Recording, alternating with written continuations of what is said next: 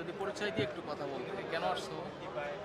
আমার নাম হচ্ছিল নিহার। আমি এখানে এসেছি হচ্ছিল এই যে আজকে যে বই মেলাটা হচ্ছে সেটা দেখতে এসেছি। আর যদি আমি এখানে বইও নিতে এসেছি।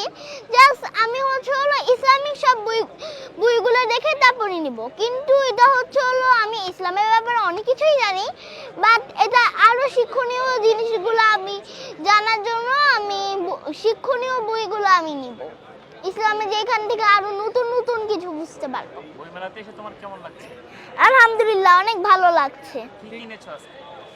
এটা আমার কিনা হয়নি, বরং এটা আমাকে শিবিরের পক্ষ থেকে গিফট করা হয়েছে। শিবির কি চেনো? ইয়েস। কেমন শিবির? অনেক ভালো। শিবির করতে চাও? ইয়েস। আমি আজকে এখানে যে আবার হচ্ছিল কথা বলা হচ্ছিল, তখন আমি হচ্ছিল শিবির আঙ্কেলের যেটা সেটা হচ্ছিল জাহিদ আঙ্কেল, তাকে হচ্ছিল আমি দিয়েছি আই লাভ শিবির, ওইটা আমি দিয়েছি। শিবির সম্পর্কে তুমি কি জানো? শিবির সম্পর্কে আমি অনেক ভালো জানি যে শিবির আল্লাহকে মেনে চলে, সেটা আমার কাছে অনেক ভালো লাগে।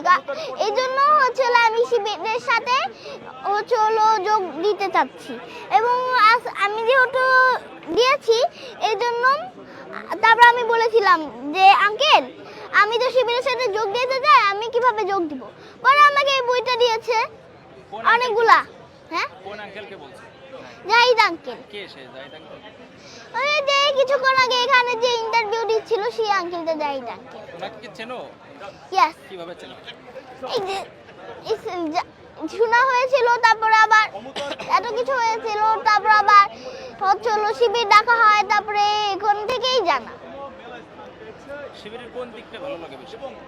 আমরা শিবিরের পুরোটাই ভালো লাগে, যে তারা নামাজ পড়ে, তারপরে 5 ওয়াক্ত নামাজ পড়ে, সবাইকে আবার দাওয়াত দেয়, এরকম।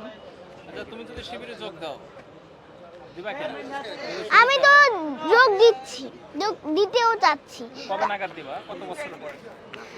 আমাকে তো বই দেওয়া হয়েছে, বলেছে যে এটা পড়তে পড়তে যদি এটা শেষ হয়ে যায় তাহলে তো আরেকটা দিবে, তারপর এখান থেকে নাকি আমি শিবিরের সাথে যোগ হয়ে যাব।